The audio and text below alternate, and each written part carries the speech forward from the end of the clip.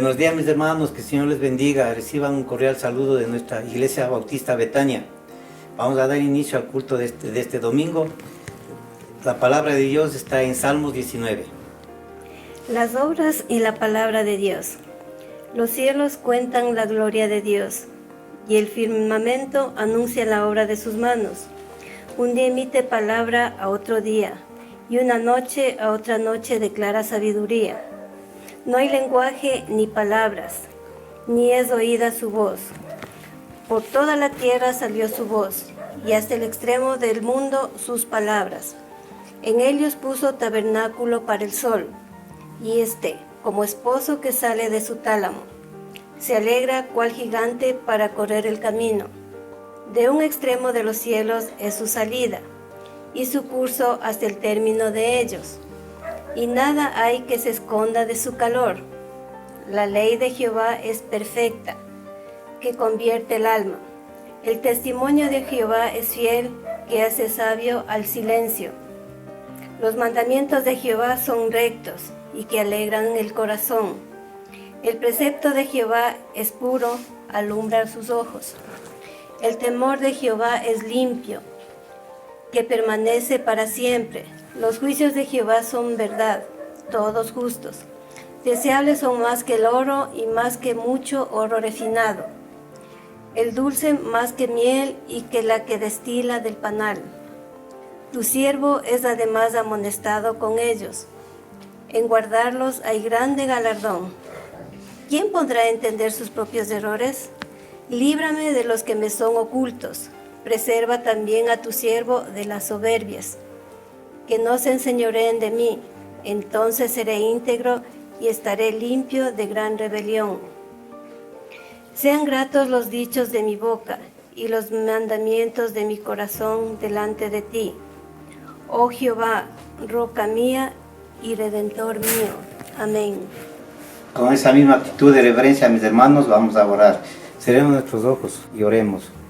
Padre bueno, Padre Santo, te damos gracias, Señor, por este nuevo día, Señor, que nos has permitido, Padre, ver la luz, Señor. Un día más de vida que nos regalas, Padre amado. Un día más, Señor, para honrarte y alabarte, Padre, oh Dios. Te damos gracias, Señor, por permitirnos, Padre, a través del internet poder conectarnos hacia los hermanos, Señor amado. Y también, Señor, oh Dios, pedirte primero perdón por nuestros pecados, nuestras fallas, nuestras iniquidades, Señor amado. Y que tu palabra, Señor, que es impartida a través del pastor, Señor, que sea de impacto y que nos llene nuestros corazones, Padre, y nos quedemos más que, Señor, sabiendo que tú eres el Dios Todopoderoso, Padre amado. Papito Dios, dejamos en tus manos este tiempo, orando en el dulce nombre de tu Hijo, nuestro Señor Jesucristo. Amén y amén. Amén. Mis hermanos, damos paso a la alabanza.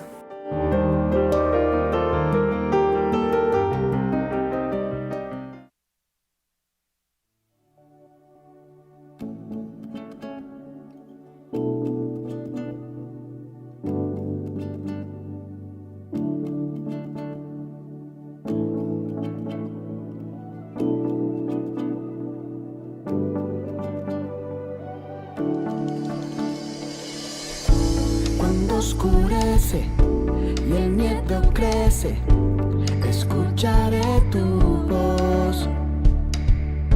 Si mi esperanza y fe se acaban, mi fuerza tú serás. Cuando creo que no hay valor en mí, Dios lo encuentro en ti. No me rendiré, pues sé que tú nunca me dejarás, nunca me dejarás. Tu amor me cautivó, nunca está lejos. Lo siento resonando como un eco. Tu amor me cautivó, nunca está lejos. Lo siento resonando como un eco en mi corazón.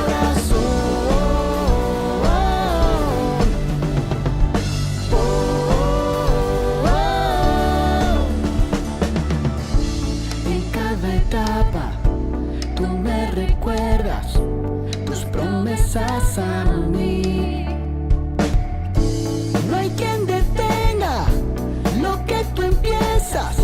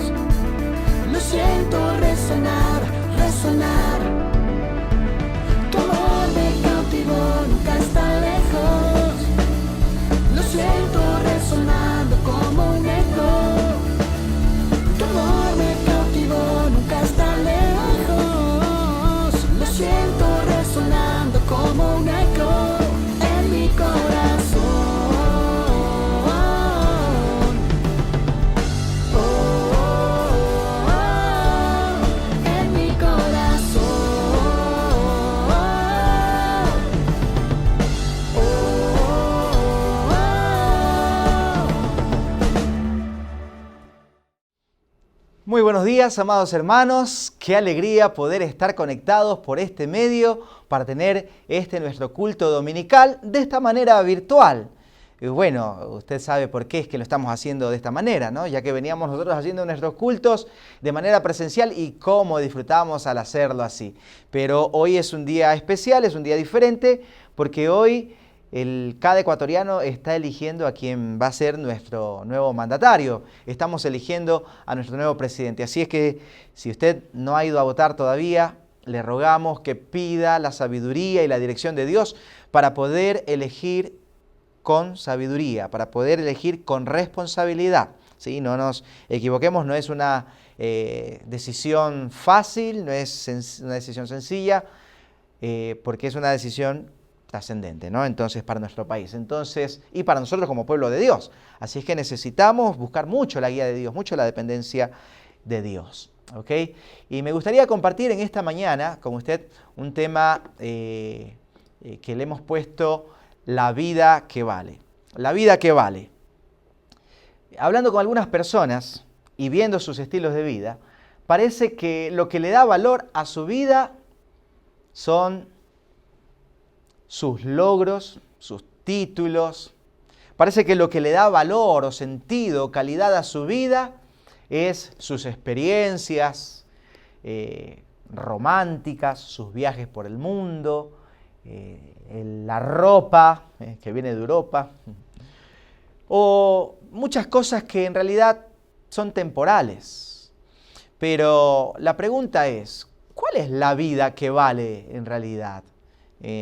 Bueno, la palabra de Dios nos va a guiar, nos va a mostrar, nos va a enseñar cuál es la vida que vale. Pero la pregunta sería, ¿y cómo? A ver, se me perdió mi mouse, por acá está, listo. ¿Y cómo puedo construir una vida que vale? ¿Cómo yo puedo hacer? Yo sí quiero vivir una vida que trascienda, una vida que vaya más allá de lo terrenal, de lo temporal, una vida que honre y agrade a Dios. ¿Cómo yo puedo construir una vida que vale? Bueno, la palabra de Dios nos va a decir cómo hacer para construir una vida que vale. ¿Qué tal si abrimos allí en Eclesiastés capítulo 12? En Eclesiastés capítulo 12, versículo 13, dice de la siguiente manera: el fin de todo discurso oído es este: teme a Dios y guarda sus mandamientos, porque esto es el todo del hombre. ¿Se dio cuenta? El fin de todo discurso oído es este: teme a Dios y guarda sus mandamientos. ¿Qué le parece si oramos al Señor un instante antes de continuar con este tiempo que Dios nos está regalando? Padre, gracias por poder estar en esta mañana juntos con tu pueblo amado, tu pueblo redimido, para poder abrir tu palabra. Y te rogamos que tú hables a nuestros corazones. Necesitamos de tu guía y de tu dirección. Sobre todo en este tiempo de elecciones en el que la gente está buscando a elegir a alguien que pueda cambiarle el curso a nuestro país, que pueda mejorar la vida de los ecuatorianos. Pero sabemos que sin ti, Señor, esto será imposible. Y que un día va a haber alguien que gobierne sobre este mundo, alguien que va a estar reinando y va a poner orden y justicia verdadera. Pero mientras tanto, Señor, te rogamos para que tú nos ayudes, independientemente de la persona que vaya a gobernar, que tú ya sabes quién es. Nosotros los cristianos, los hijos de Dios, podamos vivir una vida que vale. Habla a nuestros corazones. En el nombre de Cristo Jesús. Amén y amén. ¿Ok? Mi amado hermano, entonces aquí en esta porción que acabamos de leer, en este versículo tan lindo, ¿no? El fin de todo discurso oído es este: teme a Dios y guarda sus mandamientos. A la luz de este texto vamos a encontrar 3 desafíos que nos ayudarán a construir una vida que vale. 3 desafíos. Y ¿Cuáles son estos desafíos? Bueno, antes de desarrollar el tema en sí, es necesario conocer el contexto y temática del libro de Eclesiastés. La palabra Eclesiastés significa el predicador. Puede quizás haberse llamado así por el hecho de que Salomón, que es el que lo escribe, después de esa triste experiencia de apostasía, de haberle dado la espalda a Dios, de haberse alejado de Dios, de pronto él va a tomar todas estas experiencias y públicamente va a enseñar, él públicamente va a contar y va a narrar estas tristes experiencias, y incluso nos va a decir las lecciones que va a aprender de estas tristes experiencias.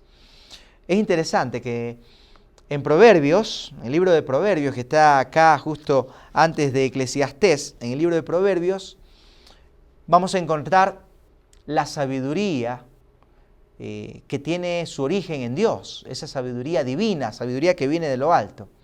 Pero cuando llegamos acá a Eclesiastés, aquí en Eclesiastés leemos en cambio de aquella sabiduría natural que, apartada de Dios, está allí procurando encontrar la verdad y la felicidad. Ahora, es interesante, ¿no?, que ambos libros, tanto Proverbios como el libro de Eclesiastés, fueron escritos por Salomón. Claro, el primero, el libro de Proverbios, fue escrito durante la primera parte de su reinado, cuando él estaba allí caminando con Dios, cuando él era sensible a la voluntad de Dios, estaba sintonizado con el corazón de Dios. Allí lo único que Salomón quería es hacer la voluntad de Dios y guiar al pueblo de Dios conforme a esa voluntad, conforme a la voluntad de Dios. Por eso va a pedir sabiduría. Pero luego, durante la última parte de su reinado, cuando él se aleja, se separa de su Hacedor, allí va a escribir en cambio el libro de Eclesiastés. En el libro de Proverbios se va a oír en los labios de Salomón una nota muy, muy grata, ¿no? Un tono de gozo, de contentamiento, de satisfacción, de plenitud, cuando va meditando allí sobre las bendiciones, sobre la sabiduría divina. Sin embargo, acá en Eclesiastés, en cambio escuchamos una nota de tristeza, desaliento, desdicha, insatisfacción. Claro, al ver el fracaso de la sabiduría natural que va tratando de resolver los problemas humanos y que por más que intenta alcanzar la felicidad absoluta o perfecta, no lo consigue, no lo consigue. Ahora, después que Salomón se aleja de Dios, es interesante, usted puede notar ahí en la Escritura, si va al libro a Primera de Reyes, capítulo 11, va a ver que él va a mantener todavía sus riquezas y su sabiduría por sobre encima de las personas, ¿no?, de los demás. Ahora, él teniendo estas dos, ¿no?, él teniendo tanto la riqueza como la sabiduría, él allí con todo esto se embarca en un viaje por encontrar la verdad, la felicidad, claro, alejado de Dios. El resultado de esta investigación es triste, ¿no? Porque una y otra vez el resultado va a ser marcado con esta frase: todo es vanidad. Todo es vanidad. Salomón, sí, aprendió que sin la bendición de Dios, la sabiduría, la posición y las riquezas no satisfacen, no traen plenitud, no llenan el corazón, el alma. Antes, por el contrario, lo único que traen es fatiga y decepción al alma, angustia al alma. Y uno diría, ¿pero cómo si son riquezas? Sí, pero las riquezas malavidas, dice la Escritura, no traen ninguna satisfacción. Ahora, cuando llegamos aquí, al capítulo 12, a estos dos últimos versículos del libro de Eclesiastés, encontramos la conclusión y la finalidad, de este discurso, el discurso que él va a ir desarrollando a lo largo de estos 12 capítulos. Pero estos dos últimos versículos, el versículo 13 y el versículo 14, son los que van a formar el eje central de la vida personal, tanto del israelita, del pueblo de Dios, pero también para usted y yo, y cada cristiano, cada hijo de Dios el día de hoy. Por eso es tan importante este texto que estamos viendo el día de hoy. Tres desafíos para construir una vida que vale. El primer desafío es el desafío de reflexionar sobre el discurso. Ese es el primer desafío que encontramos aquí. Pues en la primera parte de este versículo 13 del capítulo 12, leemos: el fin de todo el discurso oído es este. El fin de todo discurso oído es este. Claro, a lo largo de los 12 capítulos de este libro, allí el predicador va desarrollando, ¿no?, desde el sentido común y la lógica humana, esa experiencia fatigadora de la vida, con sus respectivas conclusiones personales, que obviamente van a quedar registradas allí, producto de la inspiración del Espíritu Santo. El Espíritu de Dios le va a inspirar para que deje allí expresado toda esa insatisfacción que él va a experimentar. Y queda reflejado para nosotros darnos una gran enseñanza.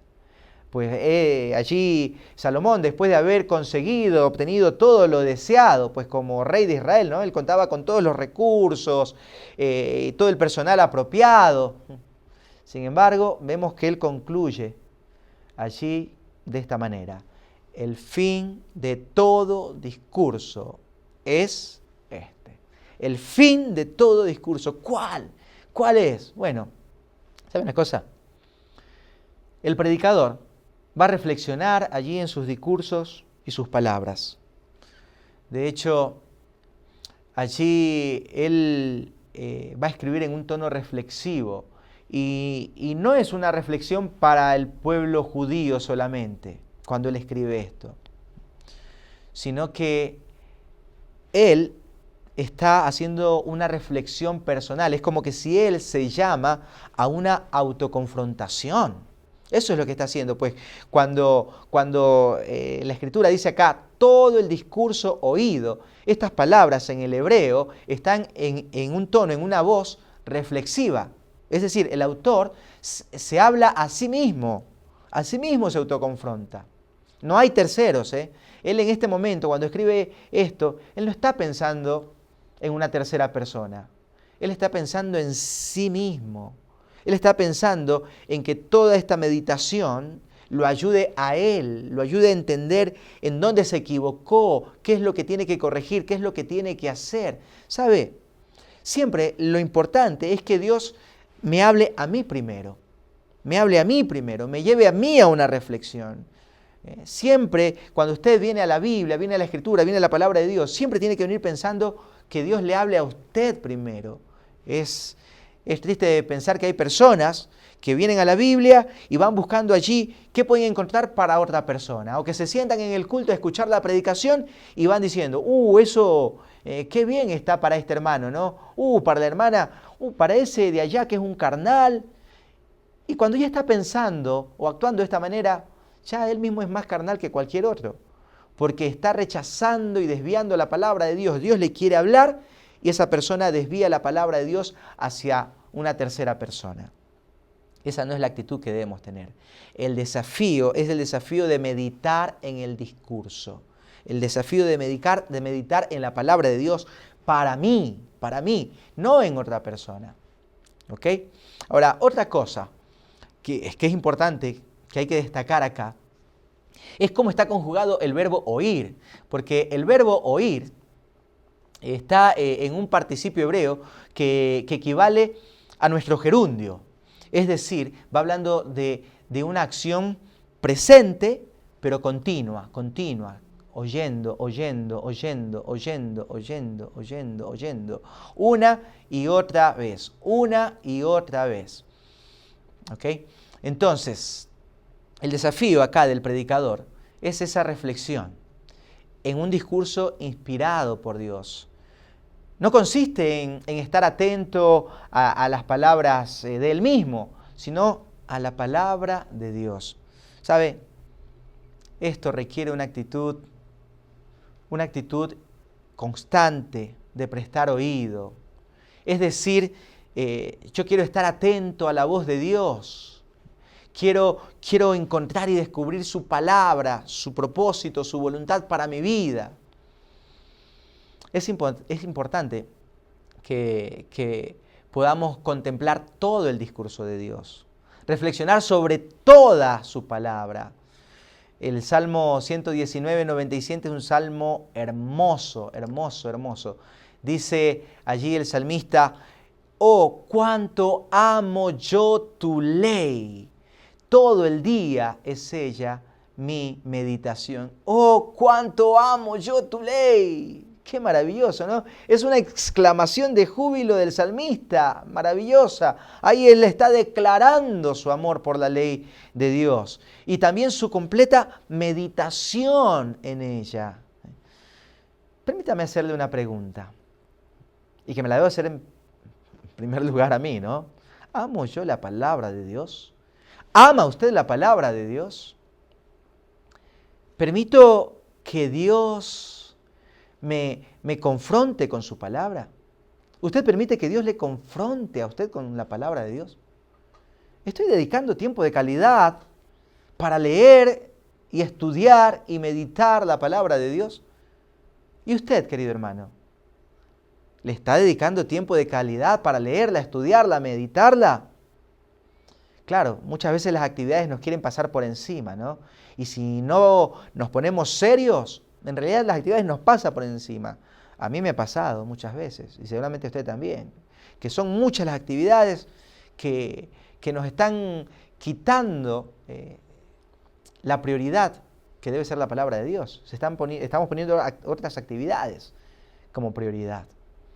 Así que yo debo preguntarme, ¿permito que Dios transforme mi vida a través de la palabra de Dios? ¿Usted está permitiendo que Dios transforme su vida a través de la palabra de Dios? Recuerde, el primer desafío para construir una vida que vale es el desafío de meditar en la palabra de Dios, en el discurso de Dios, en toda la palabra de Dios. ¿Ok? No solo en aquellas que nos gustan, sino en toda. Porque toda la palabra de Dios ha sido inspirada por Él y es útil para enseñar, para corregir, para redarguir, para instruir en justicia. ¿A fin de qué? A fin de que el hombre de Dios sea enteramente preparado para toda buena obra. ¿Ok? Entonces, el primer desafío es el desafío a meditar en la palabra de Dios. El segundo desafío es el desafío a cumplir con la finalidad del discurso. Es un desafío grande. El desafío de cumplir con la finalidad del discurso. Aquí en la segunda parte del versículo 13 encontramos esta finalidad. Dice, teme a Dios y guarda sus mandamientos. Esta es la finalidad del discurso, teme a Dios. Y es un desafío para nosotros cumplir con esta finalidad. Temer a Dios y guardar sus mandamientos. Es que esta es la cima, la cumbre, el clímax de este discurso, el del libro de Eclesiastés, ¿no? La gran finalidad del creyente, teme a Dios. Esto obviamente va más allá de la comprensión racional del ser humano, pues se trata del accionar del hombre mismo frente al Dios eterno, soberano, omnipotente, omnisciente, omnipresente. El hombre delante de Dios tiene esta responsabilidad de responder conforme a la voluntad de su Creador. Y para nosotros los hijos de Dios, también nuestro Redentor. Este accionar tiene que ver con el cumplimiento de la palabra misma de Dios. Temer y guardar. Temer y guardar. Son dos conceptos inseparables, pero también son fundamentales para responder de acuerdo a la voluntad de Dios, si no, no hay otra. Yo no puedo vivir mi vida diciendo, yo cumplo con la voluntad de Dios, pero no temo a Dios. O yo cumplo con la voluntad de Dios, pero no guardo su palabra. ¿Sabe qué? Es algo interesante que la palabra hebrea que se traduce aquí como temer es la palabra yaré. Y esta palabra contiene un significado muy profundo, muy profundo. Es una cadena en realidad, es una cadena de 5 aspectos inseparables la una de la otra. Cada uno de estos aspectos va ligado al otro. Y esta cadena de estos 5 aspectos nos dan un concepto claro, bien amplio, bien completo de lo que significa en la palabra de Dios temer. ¿Cuáles son estos 5 aspectos? Bueno, el primero es miedo. Sí, miedo. Básicamente eso. Ahora, ojo, porque esta palabra miedo no hace referencia por ningún motivo a ese acto de acobardarse, ¿no? O de asustarse terriblemente. No. No tiene que ver con cobardía, sino miedo en el sentido de ser cauteloso, de tener recelo por una persona o una cosa. En este caso, tener miedo, un miedo cauteloso hacia la persona de Dios. Miedo a transgredir los principios de conducta que Él ha establecido. Miedo a transgredir los límites que han sido impuestos por Él para mi vida. Entonces, lo primero tiene que ver con ese miedo, ese primer aspecto de temor. Va explicando lo que significa la palabra temor en la palabra de Dios. Pero lo segundo es preocupación. El segundo aspecto de esta cadena de la palabra temer, yaré, es justamente preocupación. Esta preocupación tiene que ver con una conducta alarmada, con una conducta, o mejor dicho, alerta, ¿no? Se estremece, está expectante. ¿Por qué? Por cumplir la voluntad de Dios. O sea, es una preocupación de que yo no me quiero perder de la voluntad de Dios. Yo no me quiero distraer de la voluntad de Dios. Yo no quiero que se me pase la voluntad de Dios. Entonces yo quiero estar atento, quiero estar expectante. ¿Qué es lo que Dios va a hacer? ¿Qué es lo que Dios me va a mostrar? ¿Qué es lo que Dios me va a indicar que haga? Entonces, en ese sentido es la preocupación, ¿sí? Y esto es un segundo aspecto que me va explicando lo que significa temer a Dios, acá en la palabra de Dios, ¿no? ¿Qué es temer a Dios? Bueno, es tener miedo, habíamos dicho no cobardía, sino miedo, cautela hacia la persona de Dios, pero también preocupación de estar atento para cumplir con la voluntad de Dios. Pero el tercer aspecto acá es respeto, sí, respeto. El tercer aspecto es el respeto que tiene que ver con honrar al Señor. ¿Y cómo honro al Señor? Bueno, honro al Señor cumpliendo su voluntad.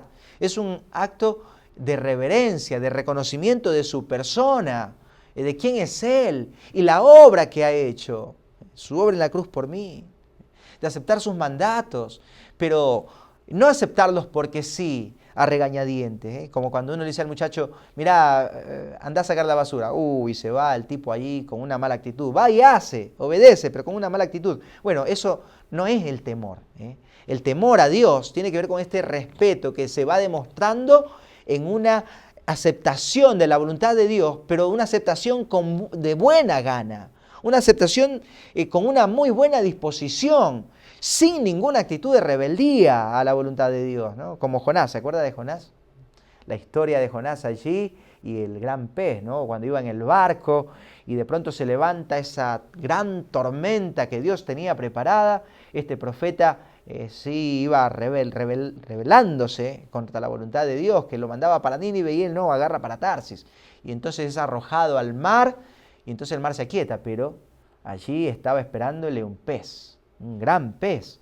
Y Jonás queda allí en el vientre del gran pez por 3 días y 3 noches. Después de 3 días, imagínese la dureza del corazón de Jonás. Yo no sé usted, pero si a mí me tragaron pez, en ese momento que veo que el pez se va abriendo la boca, en ese mismo momento ya me voy arrepintiendo y voy pidiendo perdón de todos mis pecados. Y le digo, sí, Señor, por favor, perdóname, envíame ya. Yo ahora sí quiero ir. Pero Jonás pasó un día y el tipo nada. 2 días, Nada. Imagínense experimentando los jugos gástricos allí en el vientre de ese pez, quemando la piel del profeta. Pero el tipo nada. Recién al tercer día, recién Jonás dice que se arrepiente y hace esta oración a Dios. Y entonces viene este pez y lo vomita allí en la playa, ¿no? Pobre Jonás, queda ahí todo lleno de todos esos líquidos. Cae sobre la arena, quedó como milanesa, como carne apanada, lleno de arena por todos lados. Y no le quedó otra que ir y obedecer. Pero obedeció, aceptó la voluntad de Dios de mala gana. Seguía con esa actitud rebelde. Claro, lo ven porque al final de la historia, él predica este mensaje tremendo de juicio. Arrepentíos. ¿Por qué? Porque de aquí a 40 días Nínive será destruida. Y bárbaro, ¿no? Porque se va a arrepentir todo mundo, desde el rey hasta el plebeyo, hasta el último, hasta el más terrible o el más indigno de los sirvientes o esclavos. Todos se arrepienten. O sea que Jonás fue un evangelista tremendo, de gran éxito, pero el único que no disfrutaba de ese éxito era Jonás. Allí amargado, resentido, ofendido, rebelde contra Dios. Bueno, no se trata de eso. No se trata de eso el temor a Dios. El temor a Dios tiene que ver con una aceptación de la voluntad de Dios de buena gana. ¿Por qué? Porque lo respeto. Hay respeto a la persona de Dios. De eso se trata. Así que, en cuarto lugar, la adoración tiene que ver con adoración, ¿no? Con adoración. Tiene que ver el concepto de temer a Dios. ¿Ok? Claro, esto es una cadena, le iba explicando, ¿no? Una cosa va llevando a la otra. La adoración es exaltar al Señor, es consagrar la vida a la voluntad de Él. Por amor, obviamente, sin dejar de lado el recelo y la cautela al momento de cumplir sus mandamientos. Ahora, ya que esto es lo que nos resguarda de transgredir la palabra, ¿no? La adoración tiene que ver con darle toda la gloria a Él. Ahora, ¿cómo se manifiesta esto? Esto no se manifiesta cuando cierro los ojos, levanto las manos, canto una canción, una melodía bonita, ¿no? Una poesía que le ponemos música y todo suena tan lindo, tan romántico. No tiene que ver con eso. Esta adoración de que habla aquí la palabra temer a Dios tiene que ver con una adoración en hacer la voluntad de Dios continuamente. Esa adoración. Esa es la adoración a la que se refiere aquí la palabra yaré, temer a Dios. Un cumplimiento de la voluntad continuo, en todo tiempo, en todo lugar, todos los días. No es que, bueno, yo ya cumplí la voluntad de Dios, ahora me toca cumplir la mía. No. Es todo el tiempo. Esa es la adoración a la que se refiere aquí la palabra temer a Dios. ¿Ok? Ahora, en quinto lugar, el último eslabón en la cadena que nos completa el concepto de temer a Dios, tiene que ver con fidelidad. Fidelidad, sí, fidelidad. Esto es ser constante, es permanecer fiel, es permanecer inamovible. Es hacer la voluntad de Dios continuamente. ¿Sí? Continuamente, de eso se trata. ¿Ok?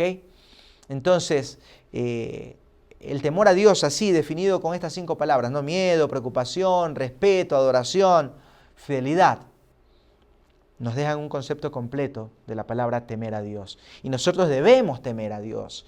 Nosotros los cristianos del pueblo de Dios debemos ser temerosos de Dios.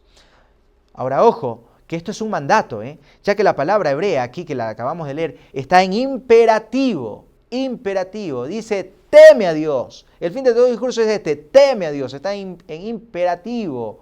Justamente aquí vemos que el que está diciendo esto, el hombre más sabio de la tierra, Salomón. Pero qué triste, que Salomón perdió el temor del Señor, porque su conducta fue opuesta totalmente a lo que él mismo dice en Proverbios 1:7, ¿se acuerda? El principio de la sabiduría es el temor del Señor. El principio de la sabiduría es el temor del Señor. Y el hombre más sabio deja de lado el temor al Señor. Y entonces experimenta este terrible fracaso. El temor a Dios es fundamental para nosotros los hijos de Dios. Recuerde, temor a Dios tiene que ver con ese miedo, tiene que ver con ese respeto, tiene que ver con esa adoración, tiene que ver con esa fidelidad. ¿Ok? Ahora, hay otro concepto clave que cumple la finalidad de este discurso. ¿Se acuerda? El fin de todo discurso oído es este. ¿Cuál?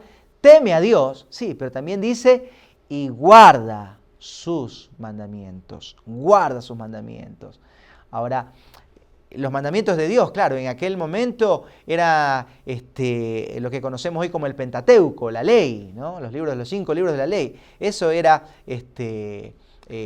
los mandamientos, ¿no? Teme a Dios y guarda sus mandamientos. Hoy tenemos, claro, toda la palabra de Dios, tenemos toda la escritura acá compilada. Pero el mandato sigue siendo el mismo.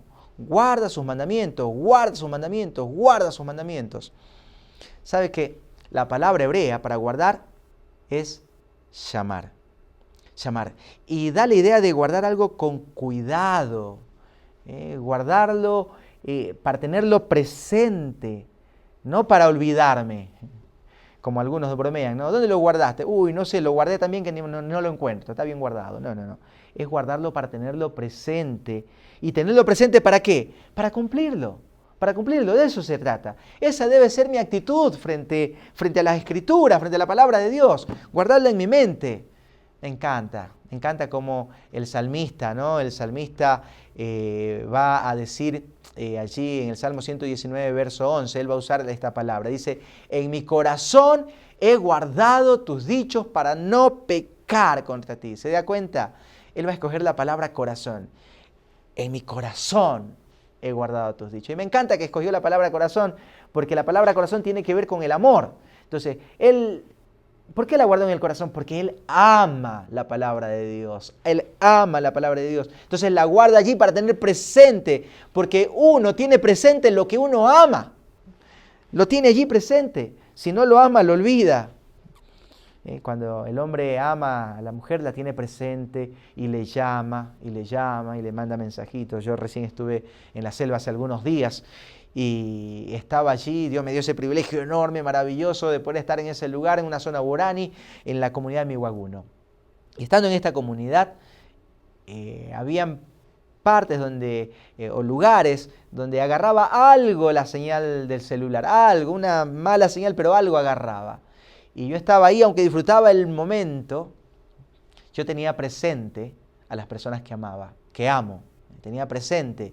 ¿A quién? Mientras estaba allá, tenía presente a mi esposa y a mis hijos. Así que yo buscaba estos lugarcitos donde había algo de señal para llamarla, para ver cómo está, para escucharla, para escuchar la voz de ella, la voz de mis hijos. Porque los amo, los tengo presente. Bueno, esta es la actitud con la palabra de Dios. Yo la guardo para tenerlos presente. Ahora el salmista dice, ¿para qué la guardo? Bueno, para no pecar contra ti, para no fallarte, para no ofenderte, para no ir contra tu voluntad, para no errarle al blanco. Yo no me quiero equivocar, por eso lo guardo en mi corazón, para tenerlo presente porque lo amo, porque no quiero fallarte.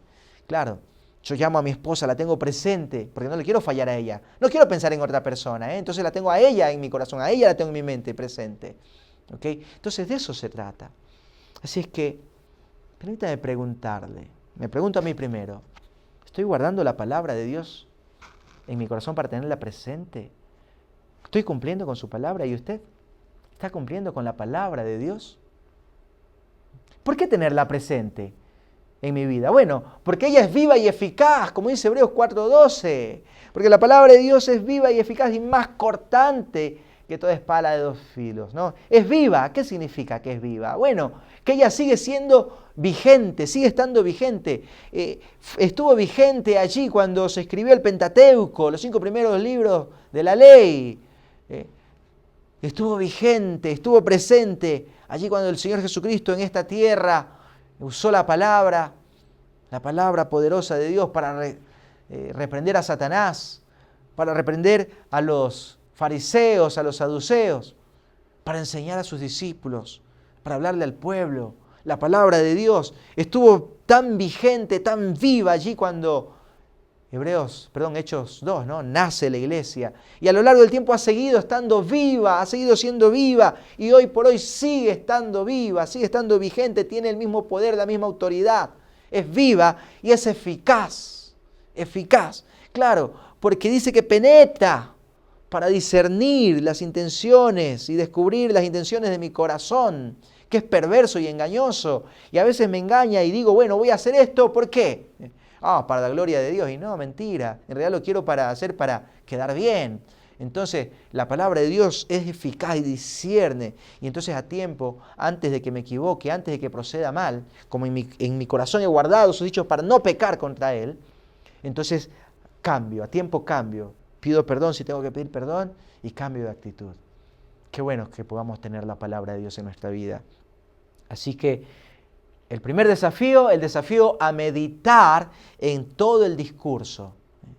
El segundo desafío, el desafío a cumplir la finalidad del discurso, temer a Dios. Temer a Dios, ya vimos lo que significa temer a Dios, y guardar su palabra. Pero el tercer desafío es el desafío a aceptar el plan de Dios. El desafío a aceptar el plan de Dios. En la última parte del versículo 13 nos dice, porque esto es el todo del hombre. Esto es el todo del hombre. ¿Sabe qué? Cuánta profundidad hay aquí en estas palabras. Esto es el todo del hombre.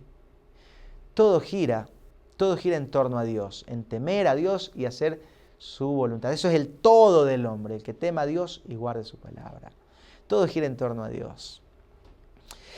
El comienzo de la vida, allí donde se origina la vida, pero también a lo largo del desarrollo de la vida. Y el fin de la vida tiene un único punto de encuentro, un único eje central. Dios.